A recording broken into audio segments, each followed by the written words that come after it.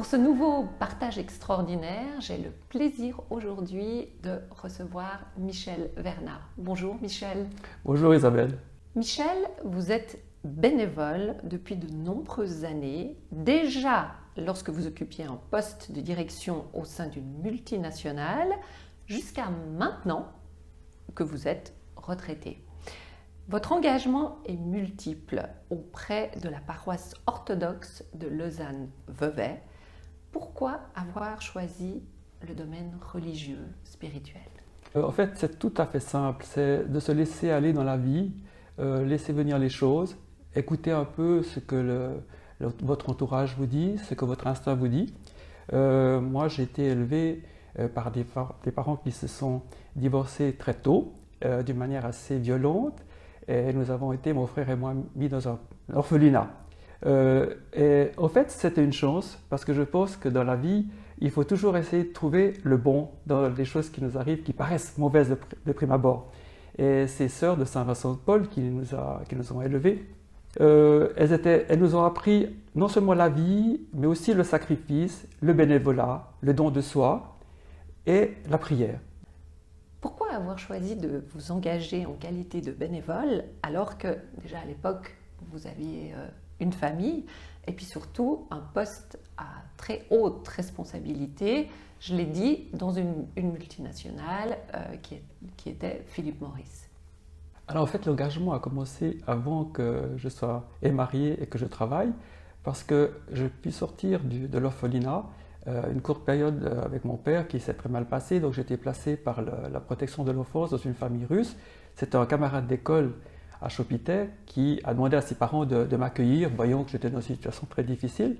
Et cette famille avait un côté très bénévole parce qu'ils avaient deux enfants en fait de leur mariage, mais il y en avait deux autres qui étaient aussi accueillis. Donc ils donnaient cet accueil, c'est un don de soi total, puisque vous accueillez les enfants à la maison, dans votre vie.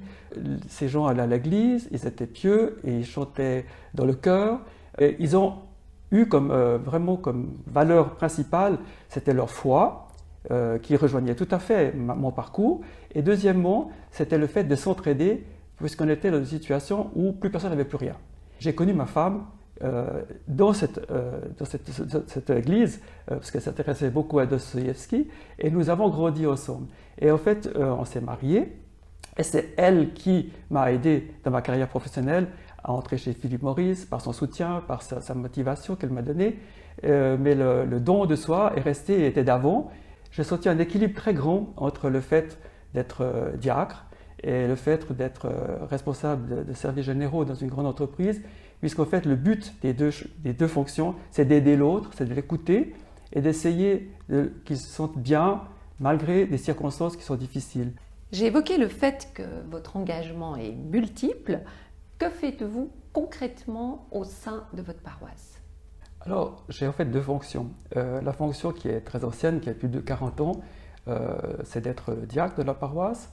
C'est-à-dire le diacre célèbre, en fait, il est l'intermédiaire entre les fidèles qui sont dans l'église, il se tient sur l'ambon et il porte la prière des fidèles vers Dieu, et le prêtre, lui, offre le sacrifice. C'est une fonction qui est, en fait, de don de soi, parce qu'on doit transmettre cette prière, donc quelque part, on passe le message. C'est important de faire du bénévolat parce que autrement, on s'enferme dans la routine de la famille, on s'enferme dans la routine du travail, et puis on n'a plus d'ouverture sur les autres. Et sur les autres, on se dessèche. Et à la fin de la vie, il faut avoir porté des fruits. C'est comme un chêne qui a des glands, il a des fruits qui tombent, mais les écureuils les ramassent, les plantent, et ça fait des nouveaux chênes. Et je pense que c'est ça qui est important, c'est d'essayer de passer quelque chose. C'est une chaîne naturelle qui se fait et qui est essentielle pour donner quelque chose à la fin de sa vie, avoir accompli quelque chose qui est servi à quelqu'un. Vous officiez au sein de l'église qui s'appelle Sainte Barbara et qui se trouve à Vevey. Elle est absolument magnifique, somptueuse et de plus, elle a une très belle histoire. Pouvez-vous nous la présenter? Alors ça permet de compléter la question précédente, parce que je vous ai dit, j'ai deux fonctions dans l'église. La première, c'était le diaconat et le service à l'église, mais la deuxième fonction, c'est la responsabilité de la propriété mobilière et immobilière de l'église qui a été construit en 1878 à Vevey et qui est en fait un don d'amour. C'est aussi du bénévolat, si on veut bien.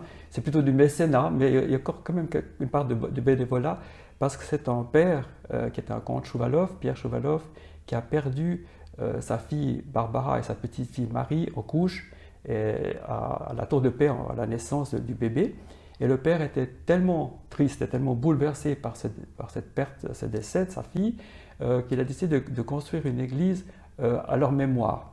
La communauté a commencé en 1857 par aussi quelqu'un qui était éploré. C'est toujours intéressant de voir que des fois le malheur génère de la joie à long terme. C'était l'impératrice Alexandra Féodorovna, la femme de Nicolas Ier, qui était veuve. Elle était venue 18 mois à Vevey, au fond pour couper avec sa vie et pour commencer sa vie de veuvage.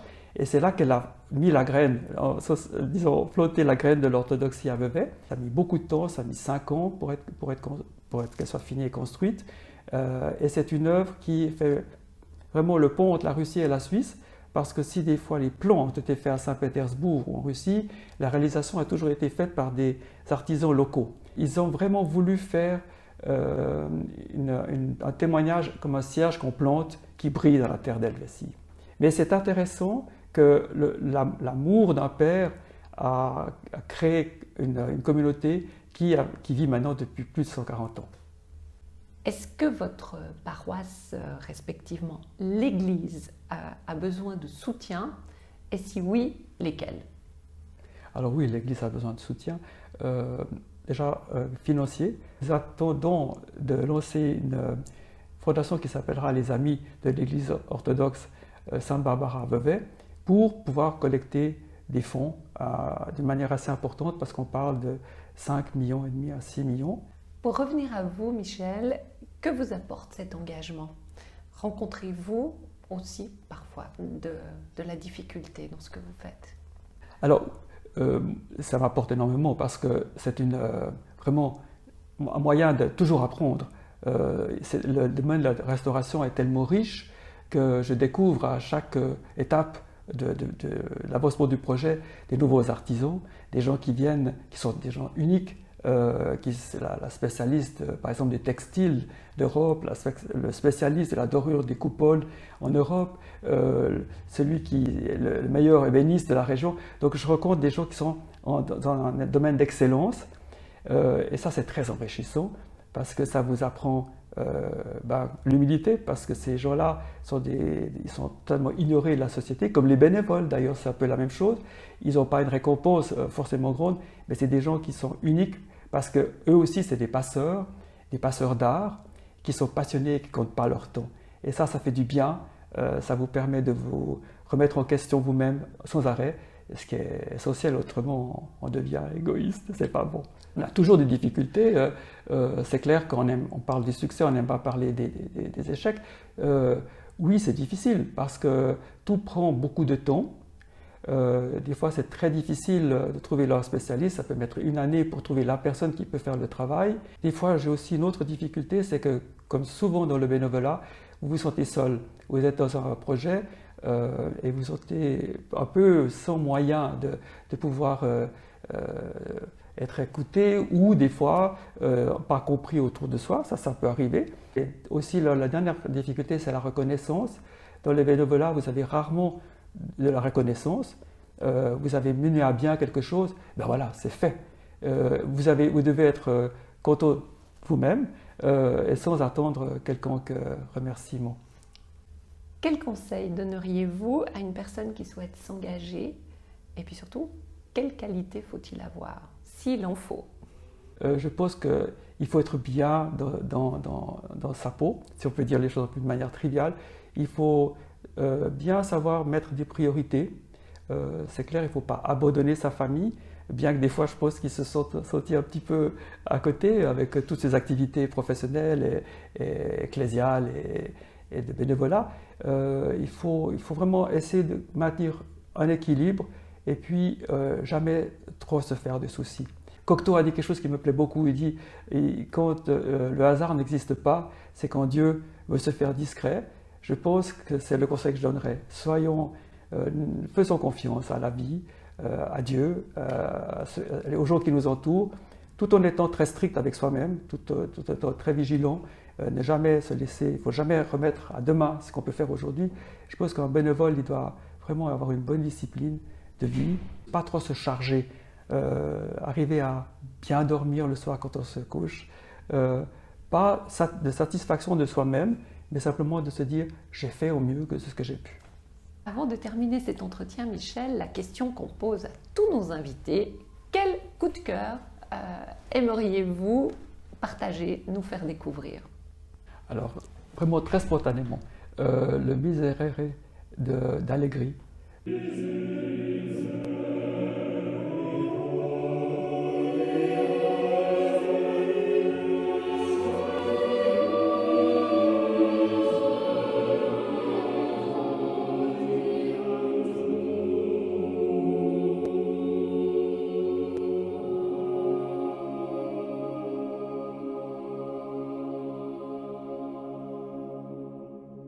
Cette musique qui est angélique, qui me transporte, dans le même côté, mais pas au XVIe siècle, mais plutôt au XIXe siècle, de Tchaïkovski, la liturgie, mais la partie, l'hymne des chérubins.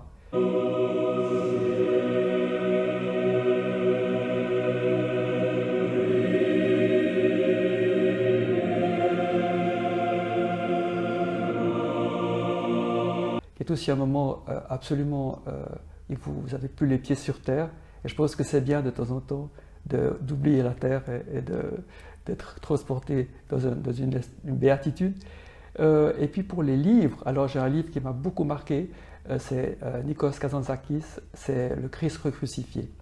Ça parle, on n'est pas dans le bénévolat, mais on est dans les émigrations d'après la guerre avec la Turquie, les émigrés grecs qui arrivent en Crète et qui doivent être accueillis par leurs frères qui ne les accueillent pas. Et je trouve que ce livre est très une bonne leçon de vie quand on a sa petite vie bien tranquille et que des émigrés viennent vous gêner alors que ce sont vos frères de religion, de cœur, de son.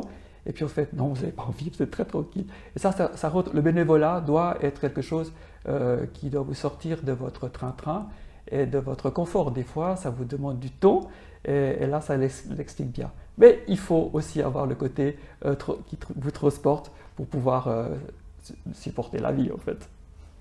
Vous venez de parler de transporter, donc tout ce que vous avez fait et vu pour ce bénévolat.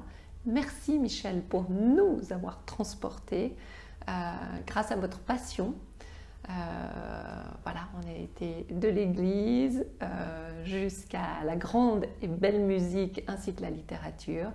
Voilà, ce fut en tout cas vraiment un partage extraordinaire. Merci infiniment. Merci à vous.